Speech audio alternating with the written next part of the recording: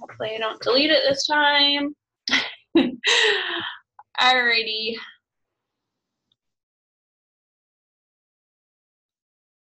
Okay. So turning your cold market warm. Also, before I hop into this, the Thrive call this week is freaking Shaun T. So I don't know if you saw that, but so it's not tomorrow, it's Tuesday, but he's going to be doing the team call, and we've never had someone like that big before. Uproar has, but Thrive hasn't. So it's just like a huge opportunity to hear from him and get some kind of background info on the new program that's launching. Because like the pre-release to it comes out December, I believe it's December 4th. But then the full program doesn't actually release until January. So like really just having the chance to chat with him, get all the info about the program and kind of learn from him about how to share it and put that into action, like going forward from this month and everything is a huge deal. So I would definitely hop onto that call. And I'll send you guys the link in the group chat if you haven't seen it in the Thrive group already, but that call is going to be awesome. So hopping into it. I basically just wanted to have this call because this is honestly probably the most challenging time of the year to be a coach, because it's really when things start to slow down, really October, November, December, when things start to slow down, because it's just kind of a time of year where people, you know, they want to be inside, they want to be cozy, like they kind of want like more like comforting foods, and they're not really thinking so much about their health and fitness. They're more thinking about like being comfortable and family time, and there's all these holidays and things like that, and either it throws people off their health and fitness game, or people just aren't thinking of starting up their health and fitness journey because all of that, and you know, you wear clothes that kind of cover you up more, so it's just not at the forefront of people's minds. They're more focused on holidays and everything, and then especially coming into December, you know, there's Hanukkah, there's Christmas, and people are so much more focused on holidays this time of year than their health and fitness journeys. And December specifically is a month, I'm taking your toy because you're making a lot of noise, is specifically a month where people kind of have their money dedicated elsewhere. They're more focused on buying people Christmas presents and gifts and things like that, and they're allocating their extra money towards gift giving rather than, you know, investing it in their health and fitness goals. So kind of those things combined just make this month a challenging month. And so I kind of just wanted to go over like, how do we handle that? How do we what do we do during this month? Where do we put our focus, and how do we use this month to really set us up to really come into the new year really strong and use it as a way to really set ourselves up that way? So what we do, we hit Success Club early. You really want to kind of focus your efforts on the beginning like week or so of the month when people aren't really in like gift buying mode yet, and be able to help them early before they are really more focused on how they've spent so much money already and blah, blah, blah, and have so many more gifts to give. So you want to kind of help people early, get them started in their health and fitness early before that kind of comes into play. Also focusing on relationship building. So focusing, which you should always focus on, obviously, but since there's kind of more downtime during this month, which I'll show you in the calendar, because of all the holidays and everything, when you have that time, seriously focusing so much on reaching out to new people, on building those new relationships, on starting conversations with people, and making it so you're truly connecting with a lot of new people, so that way you have all these relationships that can lead to you know, people joining your challenge group or your team later on. Growing your following, which leads to more leads that way, more people willing and seeing your stuff on your page and seeing that you run a challenge group, and creating more leads for yourself that way through growing a following, building a strong follow-up list. So just knowing that going into this month, you might hear more no's than normal, but we all are hearing more no's than normal. And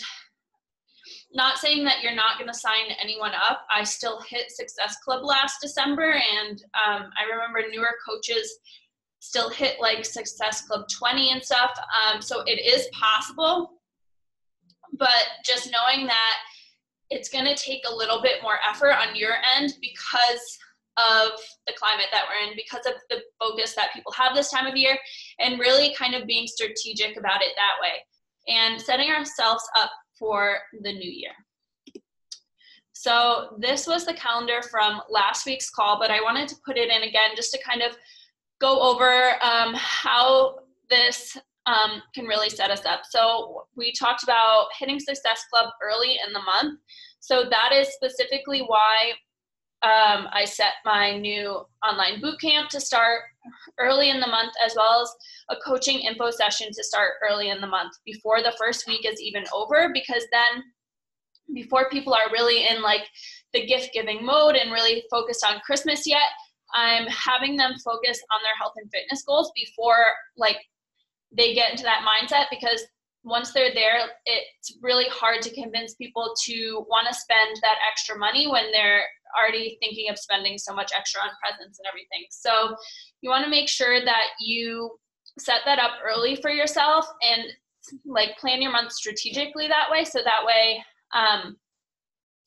you can talk about your new online boot camp and have people signed up here like at the end of November while we still have $20 off the challenge packs, as well as in the beginning of the month before they really start thinking about Christmas and everything. And then these white spaces in here is really where you should be focusing on relationship building, reaching out to new people, and growing your following. So that way you have a lot of people that you can invite that are seeing you posting about your challenge group, about your fitness journey, about all of these things, so that coming into the new year, those are people that you're planting seeds with, that you're creating that interest with, who are potentially going to be interested in joining you once the new year hits and people are more interested in fitness again, more focused on their health and fitness journey and New Year's resolutions and all that good stuff.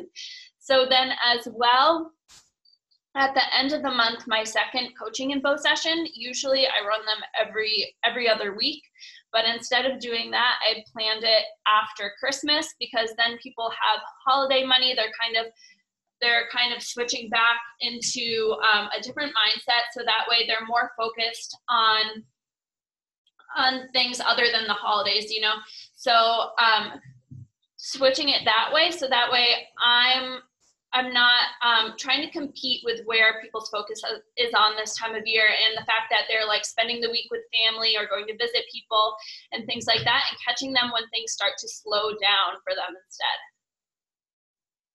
And then as well, I planned my January online boot camp for the 14th, so that way you give people a little bit of time after like New Year's to kind of, you know, recover and everything before they start thinking about their New Year's resolutions and their goals for this next year and things like that. And then you can be posting consistently about your boot camp and things like that during that time and catching their attention to really get things going for them a couple weeks into the new year.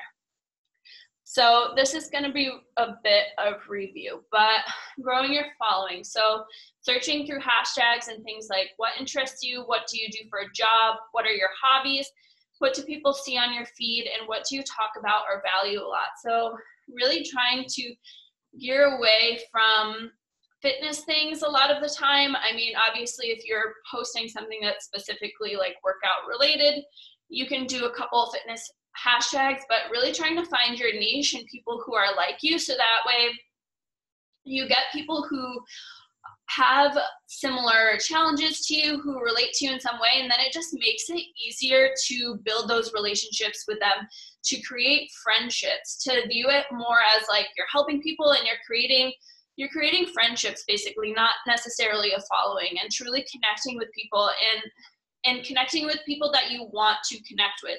Because honestly, I will say the majority of people that I have signed up in my challenge group or on the team are people that I had previously built a relationship with, and that like I enjoy talking with, and that like I would respond to their Instagram stories and stuff like that just to see what they were up to. So really focusing more on like finding your own little niche of people and people who are like you and have similar interests. So that way it's that much easier to build relationships with them, to start a conversation and have it not be weird.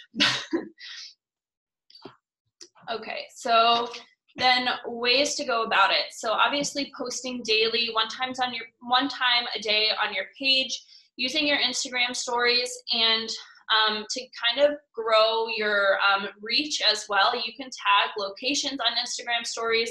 You can use one hashtag on there. You can tag accounts, which could then like feature you on their Instagram stories.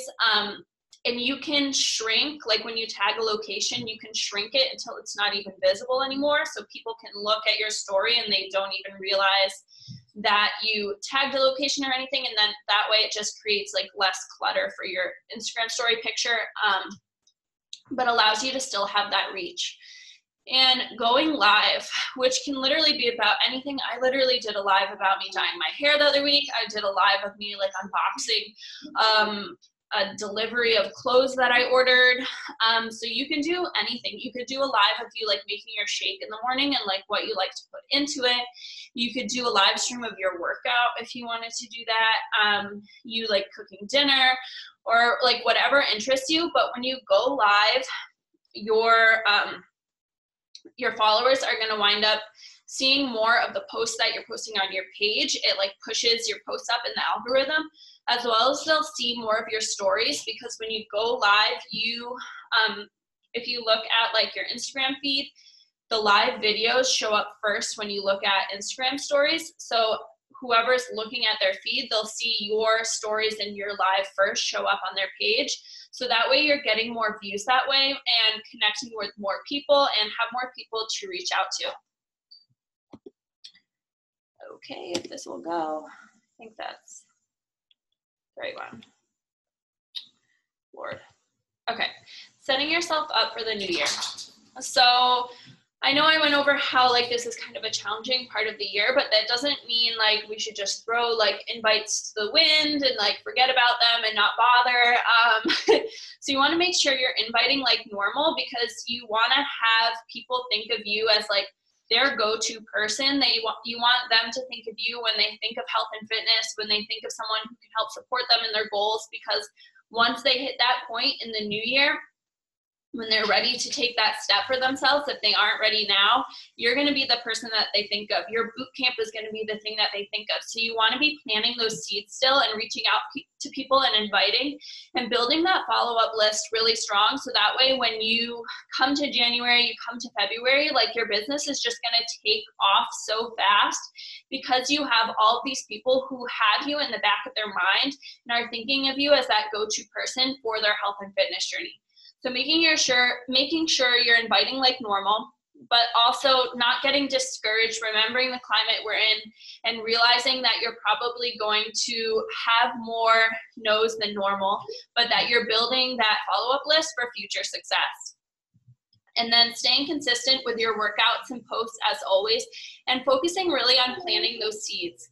So really hyping up what you're doing with the boot camps, planting those seeds in your posts and in conversations. And like I said, being that person that someone's going to think of when they're ready to take that next step after they're thinking of those New Year's resolutions and past the holidays and ready to get kind of their health and fitness journey started, or trying to get back on track with the new year. So turning your cold market warm. So this is so simple, but I think something that we overlook a lot of the time. So making sure we're putting effort into this, which honestly, you should be doing this daily. So whenever you have a post, responding to every comment that you have, which ups your engagement on the post as well if you're starting a conversation, so you're going to wind up showing up in more people's feeds. Reciprocating the love people give on your page. So if you notice someone's taking the time to comment on your post, take a minute to just go to their page and comment something nice on it, or like a few photos, and reciprocating that relationship in that way. So that way you're building friendships, that way you're building trust, you're building connections, but you're also making it that so your posts will continue to show up in their news feeds when you post as well, because Instagram sees that you have a relationship started. Thanking people for following you. I have like a thank you message already saved in the notes in my phone, so it's not like I'm thinking of something new every time someone follows me. I just copy and paste it and enter their name and just say thank you for their support.